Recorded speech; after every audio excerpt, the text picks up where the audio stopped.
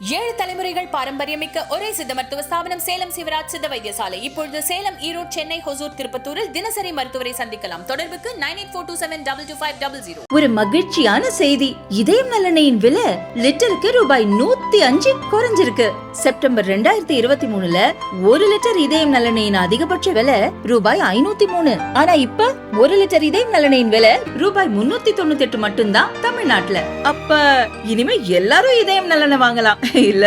பிரகாசமான அபார்ட்மெண்ட்ஸ் நம்ம அம்பத்தூர்ல அம்பத்தூர் ரயில் நிலையத்திலிருந்து 5 minute டிரைவில் லக்ஸரி 2 BHK மற்றும் 3 BHK அபார்ட்மெண்ட்ஸ். முதலிலே பேசிட்டா சப்ஜெக்ட் கிடைக்காது, அதனால தான்.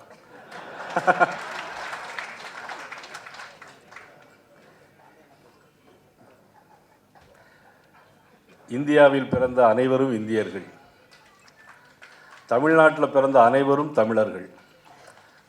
ஆனால் தமிழை பற்றி பேசுவோம், ஆனால் அன்றைக்கி தமிழ் புத்தாண்டு வாழ்த்து யாரும் சொல்ல மாட்டாங்க. தமிழ்நாட்டுடைய முதலமைச்சர் இன்றைக்கு தமிழ் புத்தாண்டு வாழ்த்து சொல்லவே இல்லை. நமக்கெல்லாம் தெரிந்தது கிட்டத்தட்ட 100 ஆண்டு காலத்துக்கு முன்பாகவே தமிழர் திருநாள் என்று சொன்னால் சித்திரை 1 தான். சித்திரை 1ஆம் தேதி என்று சொன்னால் அது தமிழருடைய திருநாள். அதற்கு எனக்கு ரொம்ப சொல்ல தெரியாது. சூரியன், சந்திரன், சில கிரகங்கள் லாங்கிடியூடில் போட்டு பார்த்து சில அறிஞர்கள் சொல்லுவார்கள். அது எனக்கு சொல்ல தெரியலை. அது அநேகமாக ரங்கராஜ் பாண்டே அவர்கள் சொல்லலாம். அதனுடைய காரணத்தில் சூரியன் சித்திரை மாதத்தில் மேஷ ராசியில் வரும்பொழுது அந்த காலகட்டத்தை கணக்கிட்டு தான் அவர்கள் சித்திரை 1ஆம் தேதி தமிழர் திருநாளாக அறிவித்தார்கள். ஆனால் நம்முடைய முதலமைச்சர் இன்னைக்கு சொல்லவே இல்லை. வேறு எல்லாத்துக்கும் வாழ்த்து சொல்லுவாங்க. அதை நீங்கள் அப்புறமா அனுப்பி விடுங்க. ஒரே நாடு பத்திரிகையினுடைய வெள்ளி விழா ஆண்டு நிகழ்ச்சியில் நான் முதலாக இந்த நிகழ்ச்சியில் கலந்து கொண்டதில் பெரும் மகிழ்ச்சி அடைகிறேன். காரணம், நடந்து முடிந்த நமது பாரதிய ஜனதா கட்சியினுடைய தேர்தலில் உலகமே வியந்து பார்க்கின்ற மாபெரும் தலைவர் நரேந்திர மோடி அவருடைய தலைமையிலே உள்துறை அமைச்சராக இயங்குகின்ற ஆர்டிகிள் 370 எடுத்து அப்படியே தூக்கி தூர போட்ட மாண்புமிகு ஐயா HV கண்டே அவர்கள் சொல்லிட்டு போனார்களே, ஏப்ரல் 14 டாக்டர் பாபா சாஹிப் அம்பேத்கர் அவருடைய பிறந்தநாள் விழா. இந்த நிகழ்ச்சி இன்னைக்கு காங்கிரஸ் கட்சிக்காரர்கள் அவர்களை மதித்திருக்கிறார்களா என்று ஒரு கேள்வி வெளியிட்டு போயிருக்கிறார். பதிலும் இருக்கிறது. ஆக சாசன சபையில் அங்கம் பெற வைக்கவில்லை. டாக்டர் அம்பேத்கர் அவர்களை சாசன சபையில் அங்கம் பெற வைக்காத அரசு தான் காங்கிரஸ் அரசு. நேரு அவர்கள் 1952, 54 2 முறையும் பம்பாயிலும் சரி நின்ற இடத்தில் தோற்கடித்தது அன்றைக்கு இந்த நேரு, அன்றைக்கு இந்த காங்கிரஸ் கட்சி. இன்றைக்கி அவர்களெல்லாம் டாக்டர் பாபா சாஹிப் அம்பேத்கர் அவர்களை இன்றைக்கு கொண்டாடி கொண்டிருக்கிறார்கள், வாக்கு வங்கியாக பயன்படுத்தி கொண்டிருக்கிறார்கள். வருத்தமும் வேதனைக்குரிய விஷயமாக இருந்திருக்கிறது. சரி, அதெல்லாம் ஒரு பக்கம். இன்றைக்குள்ள நிகழ்வு, ஒரே நாடு பத்திரிகையுடைய வெள்ளி விழா நிகழ்ச்சியில் இங்கே கலந்திருக்கின்ற முன்னாள் மாநில தலைவர், வேல் யாத்திரை நாயகன், இன்றைக்கு மத்திய இணையமைச்சர் என்று மதிக்கப்படுகின்ற மாண்புமிகு டாக்டர் அண்ணன் எல் முருகன் அவர்களே, மதிப்புக்குரிய ஸ்ரீலிபுத்தூர் ஆண்டாள் வாழ்ந்த பிறந்த பூமியில் பிறந்த பத்திரிகை நண்பர் மதிப்புக்குரிய நமது ரங்கராஜ் பாண்டே அவர்களே, அன்புக்குரிய நண்பர் நாச்சியப்பன் அவர்களே, ஒரே நாடு பத்திரிகையை எந்த விதமான எதிர்பார்ப்பும் இல்லாமல் எனக்கு விளம்பரம் வேண்டும் என்றே சொல்லிக்கொண்டு ஒரு பக்கம் சொல்லிக்கொண்டே இருக்கிறாரே தவிர விளம்பரம் யாரும் கொடுத்து கொண்டே இருக்கிறார்கள் சொன்னால் சற்று யோசனைக்க வேண்டிய விஷயம்தான். எனக்கே அதில் கொஞ்சம் கில்ட்டி கான்சியஸ் உண்டு. நானே ஒரு முறை தான் கொடுத்தேன், மறுமுறை இதுவரைக்கும். ஆனால் எனக்கு ஒரு பாடம் படிக்க வேண்டும் என்பதற்காக தான் இன்றைக்கி இந்த மேடையில் என்னையும் கூப்பிட்டு வச்சு அவர்கள் படிக்க வச்சிருக்கான்னு நினைக்கிறேன். ஆனாலும் இனிமேல் அந்த தவறை நான் செய்ய மாட்டேன். இன்றிலிருந்து ஒழுங்காக நான் சந்தா வாங்கி விடுவேன் என்பதை நான் இந்த நேரத்தில் முதலிலே தெரிவித்துக் கொள்கிறேன். அதிலும் எனது ஊர்க்காரர் அண்ணன் நாராயணன் அவர்கள் நவ திருப்பதியிலே ஒன்றான தென்திருப்பேரை ஊரை சேர்ந்தவர். நவ திருப்பதிகளில் மிகவும் பிரசித்தமானது தென்திருப்பேரை. ஆனால் தென்திருப்பேரை கோயிலையே கொள்ளடித்த கூட்டம் உங்களுக்கு யார் என்றெல்லாம் தெரியும். ஆக நிகழ்வில் கலந்து கொண்டிருக்கின்ற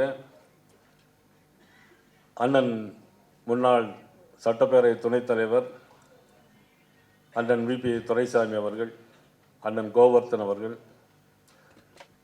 அகில இந்திய நமது அமைப்பு பொதுச்செயலாளர் அண்ணன் ஐயா கேச விநாயகம் அவர்கள், அண்ணன் திருப்பதி நாராயணன் அவர்கள், நமக்கெல்லாம் நல்ல முறையில் இந்த தேர்தலை வழிநடத்தி 3 மாத காலம் பணியாற்றிய மாநில துணைத் தலைவர் அண்ணன் சக்கரவர்த்தி அவர்கள், அர்ஜுன் மூர்த்தி அவர்கள், KT ராகவன் அவர்கள், பிரமிளா சம்பத் அவர்கள், நீலமுரளி யாதவ் அவர்கள், கோபி அவர்கள், இனிமேல் ஒழுங்காக எங்களை எல்லாம் அடிக்கடி பத்திரிகைகளோடு தொடர்பு கொண்டு வேலையெல்லாம் செய்து தர வேண்டும் என்று கேட்டுக்கொண்டு நமது மீடியா ரங்கன் அவர்கள், பத்திரிகை நண்பர்கள், காவல்துறை நண்பர்கள், உங்கள் அனைவருக்கும் எனது பணிவு கலந்த வணக்கத்தை நான் தெரிவித்துக் கொள்கிறேன்.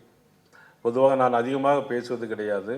பேசுவதற்கென்றே அண்ணன் ரங்கராஜ் பாண்டிய அவர்கள் நமக்கு பிடித்து வச்சிருக்கிறோம். இருந்தாலும் ஒரு சில வார்த்தைகள். ஒரே நாடு அப்படின்னு சொன்ன உடனே எல்லாருக்கும் இப்போ வரக்கூடிய ஒரு செய்தி என்னென்னா, ஒரே நாடு அப்படின்னு சொன்னால் ஒரே நாடு ஒரே தேர்தல். உடனே சட்டமன்றத்தில் என்னன்னா அதுக்கும் எடுத்து ஒரு தீர்மானம் போட்டு இல்லை வேண்டாம் எங்களுக்கு ஒரே நாடு ஒரே தேர்தல் வேண்டாம் அப்படின்னு அவர் எடுத்து தீர்மானம்.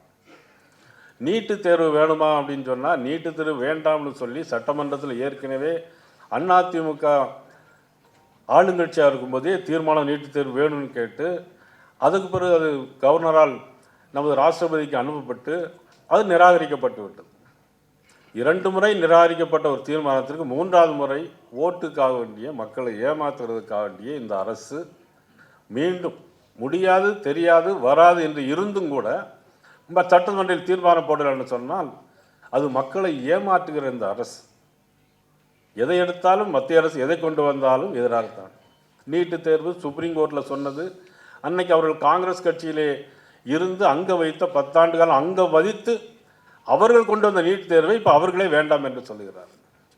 ஒரே நாடு ஒரே தேர்தல் சொன்னால் இன்றைக்கி ஒரு எல்லா பெரியவர்களுக்கு தெரியும். கவுன்சிலர், இப்பொழுது அதுக்கு பிறகு சேர்மன், முன்னால் கவுன்சிலர், சேர்மன், பிறகு எம்எல்ஏ, பிறகு எம்பி, 4 ஓட்டு போடணும் ஒரு ஆள். ஆனால் இப்போ பார்த்தீங்கன்னா கவுன்சிலர், யூனியன் கவுன்சிலர், மாவட்ட கவுன்சிலர், பிறகு எம்எல்ஏ, எம்பி, இந்த மாதிரி தான் வரும். ஒரே நாடு ஒரே ஏன் ஒரே நாடு ஒரே தேர்தல்னா அதில் இவங்களுக்கெல்லாம் திமுக காரங்களுக்கு ஒரு பயம் என்னென்னா இதில் ஏதோ ஒரு சூழ்ச்சி இருக்குது, எல்லாமே இவங்க ஜெயிச்சு வந்துடுவாங்க ஒரு பயம். ஆனால் அதில் என்னென்னா செலவு மிச்சம், நேரம் மிச்சம். ஒரு நாட்டுடைய முதலமைச்சர் யாராக இருந்தால் ஒரு நாட்டுடைய முதலமைச்சர் இருக்கும் பொழுது என்ன வரும், அடுத்தால ஒரு இடைத்தேர்தல் வந்துன்னாக்கி ஒரு 2 மாத காலம் அந்தால போயிடுவாங்க. நான் 2001 அமைச்சராக இருக்கும்போது 5 இடைத்தேர்தல் வந்துச்சு. அந்த 5 இடைத்தேர்தலையும் கிட்டத்தட்ட 15 மாதம் வீணாக போச்சு. அப்புறம் தேர்தல் வந்து 5 மாதம் போயிடும், அப்போ 20 மாதம் போயிடும். 60 மாதத்தில் 20 மாதம் போனால் அதுக்கு பிறகு எதுவுமே பண்ண முடியாது, மக்களுக்கு எந்த நல்ல காரியங்களையும் பண்ண முடியாது, செலவு அதிகமாகும். இதையெல்லாம் கருத்தில் கொண்டு தான் மாண்புமிகு பாரத பிரதமர் அவர்கள் இன்றைக்கி ஒரே நாடு ஒரே தேர்தலை கொண்டு வந்திருக்கிறார். ஆனால் இன்றைக்கி சட்டமன்றத்தில் முதலமைச்சர்னா எதிர்த்து தீர்மானம் போடுறாங்க. அப்போ அந்த தீர்மானத்தில் நானே பேசினேன், ஐயா உங்களுடைய நமது முன்னாள் முதலமைச்சர் உங்கள் கட்சியை சார்ந்தவர் மதிப்புக்குரிய கலைஞர் அவர்கள் நெஞ்சுக்கு நீதி பத்திரிகையிலே ஒரே நாடு ஒரே தேர்தல் வேண்டும், செலவுகளை தவிர்க்க வேண்டும், அரசு இயந்திரங்கள் முடங்கக்கூடாதுன்னெலாம் சொல்லியிருக்காங்களே, நீங்கள் இதை கொண்டு வாரீங்களேன்னு சொல்லி அன்றைக்கி வெளிநடப்பு பண்ணோம். இது சட்டமன்றத்தில் நடக்கக்கூடிய விவகாரங்கள்.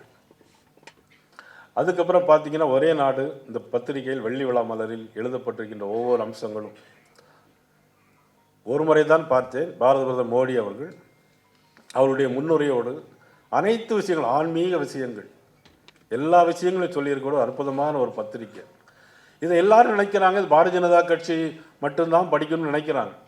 ஆனால் ஏதோ திமுக முறை சொல்லி அந்த திமுக பத்திரிகை மாதிரி ஒவ்வொரு தமிழனும் ஒவ்வொரு இந்தியனும் படிக்க வேண்டிய பத்திரிகை ஒரே நாடு பத்திரிகை என்பதை நாம் யாரும் மறந்துவிட்டோம். அத்தனை அம்சங்கள் படிக்கிறது நம்ம பார்த்தீங்கன்னா இப்போல்லாம் நம்ம குழந்தைகளுக்கெல்லாம் எதுவுமே சொல்லி கொடுக்கறதில்ல. எல்லாரும் செல்ஃபோன்லேயே இருக்கிறாங்க. வீட்டில் அப்பா அம்மா ஒரு பக்கம் செல்ஃபோனில் இருக்காங்க, பையன் ஒரு பக்கம் செல்ஃபோனில் இருக்கிறாங்க. என்ன நடக்குதுன்னே அவங்களுக்கே தெரிய மாட்டேன். ஆனால் இந்த மாதிரி ஆன்மீக விஷயங்களை படிக்கிறதுக்கு ஒரே நாடு பத்திரிகை ஒவ்வொரு குடும்பத்திலையும் நாம் படிக்க வச்சு பிள்ளைகளுக்கு ஆன்மீக விஷயங்களை தெரிய வேண்டும். ஏன்னால் இனி கொஞ்ச நாள் போயாச்சுன்னா வேத மந்திரங்கள் எங்கேயுமே யாரும் இல்லாத ஒரு நாடாக மாறிவிடும். ஆக ஒரு நாடு செழிக்க வேண்டும் சொன்னால் வேதங்கள் முழங்க வேண்டும். வேதங்கள் முழங்கினால்தான் அந்த நாடு ஒரு சுபிட்சமாக இருக்கும். அந்த காலத்தில் பார்த்தோன்னா அரசர்கள் அந்தணர்களை வைத்து வேதங்களை ஓதுவார்கள். எல்லா இடங்களிலும் கோயில்களிலும் எதுக்காக கோயில்களை கட்டி வைத்தார்கள்? வேதங்கள் முழங்க வேண்டும் என்பதற்காகத்தான் கட்டி வைத்தார். இன்றைக்கு நாம் அதை செய்கிறோமா என்று சொன்னால் இல்லை. ஆகவே இனி வருகின்ற ஆட்சி நமது அன்பு சகோதரி காயத்ரி குறிப்பிட்டதை போல சித்திரகுப்தன் எழுதுகிற கணக்கு கூட்டல் கழித்தல் என்பது போல அது எப்படி என்று சொன்னால் அதுக்கு முன்னால் அண்ணன் நாராயணன் அவர்கள் சொன்னது ஆண்டாளை பற்றி பேசிய ஒரு விஷயத்தை சொன்னார்கள். ஆக நான் அன்றைக்கு நடந்த கூட்டம் எல்லா ஜியர்களும் பாளையங்கோட்டை மைதானத்தில் கூடியிருந்தார்கள். கூடியிருக்கும்போதே பேசி கொண்டிருக்கும்போது என்ன நடந்தது என்றே எனக்கு தெரியாது. ஏதோ பேசினேன், பேசி முடித்து விட்டு நான் கீழே இறங்கும்போது தான் பார்த்தா எல்லா டிவிலையும் ஓடுது. நயினார் நாகேந்திரன் பேச்சு, நாக்கறுத்தார் தலையறுத்தார்னு பேச்சு. கடைசியில் எல்லா போலீஸ்காரெல்லாம் வீட்டுக்கு வாங்க ஐயான்னு கூப்பிட்டு போனாங்க. அப்புறம் அரெஸ்ட் பண்ணுறீங்களான்னு கேட்டேன், இல்லை அப்படின்னாங்க. எஃப்ஐஆர் போட்டதோடு இருக்குது. எதற்காக சொல்லணும்னா இது ஒவ்வொரு மனிதனுடைய உணர்வில் வரக்கூடியது. இது சொல்லி வரக்கூடியதல்ல. அது எந்த மதமாக இருந்தாலும் சரி, இஸ்லாமிய மதமாக இருந்தாலும் சரி, இந்து மதமாக இருந்தாலும் சரி, அவர்களுடைய மதங்களுடைய வழியிலே அவர்கள் நடக்க வேண்டும் என்பதுதான் என்னுடைய வேண்டுகோளும் விருப்பமாக அமைந்திருக்கிறது. ஆகவே சித்திரகுப்தன் கணக்கு எழுதும்போது நான் ஏற்கனவே பதவியேற்புழாவில் சொன்னேன், காலங்கள் செய்யாததை கிரகங்கள் செய்யும், காலங்கள் செய்யாததை கிரகங்கள் செய்யும். அந்த கிரகங்கள் இப்பொழுது நமக்கு சாதகமான சூழ்நிலையில் வந்து கொண்டிருக்கிறது. ஆகவே அடுத்த சித்திரை திருநாளில் ஏற்கனவே அமித்ஷா அவர்கள் நாள் குறித்து வைத்து போயிட்டார்கள், லக்கணமெல்லாம் குறித்து வைத்து விட்டு போயிட்டார்கள், அதற்கு முன்னுரை எழுதி வைத்து விட்டு போயிட்டார்கள். ஆனால் முடிவுரை எழுதக்கூடிய நாள் வெகு விரைவிலும் அந்த சித்திரகுப்தன் அல்ல, இறைவன் அதை செய்வார் என்பது நேரத்தில் தெரிவித்துக் கொண்டு பத்திரிகையாளர்களுக்கு எனது அன்பான வேண்டுகோள், எங்கே போனாலும் பத்திரிகை ஊடகங்கள் எங்கே போனாலும் ஒரே கேள்வியை திரும்ப திரும்ப கேட்டுக்கிட்டே இருக்கிறாங்க. அது ஏதாவது ஒரு பதில் வருமா என்று எதிர்பார்க்கிறார்கள். நல்ல செய்தியை நாளும் தரக்கூடிய எங்களது ஒரே நாடு மாறி உங்களுடைய ஊடகங்கள் இருக்க வேண்டும் என்று எனது நான் அன்போடு கேட்டுக்கொண்டு, இன்னைக்கு விமான நிலையத்தில் இறங்கும்போது ஒரே ஒரு கேள்வி என்கிட்ட கேட்டாங்க, அண்ணா அறிவாலயத்தினுடைய செங்கலை உரியுருவோம்னு சொன்னாரே உங்கள் அண்ணாமலை, இப்பொழுது இங்கே இல்லையே, வெளிநாடு போயிட்டாரே, வெளியூர் போயிட்டார், அவரே போயிட்டாருன்னு நான் சொன்னேன், அவரை யாராலும் வெளியேற்ற முடியாது.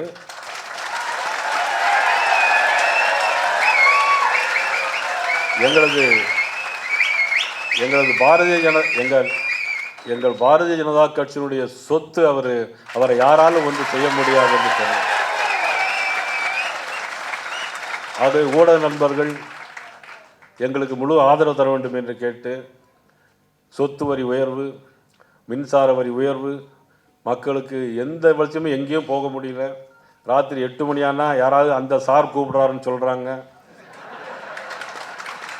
பாலியல் வன்கொடுமைகள், இதையெல்லாம் சீர்தூக்கி பார்த்து ஊடக நண்பர்கள், நடுநிலையாளர்கள் வர இருக்கின்ற ஆட்சி என்டிஏ ஆட்சியாக அமைய வேண்டும் என்று அன்போடு கேட்டு வாய்ப்புக்கு நன்றி கூறி விடைபெறுகிறேன். நன்றி, வணக்கம்.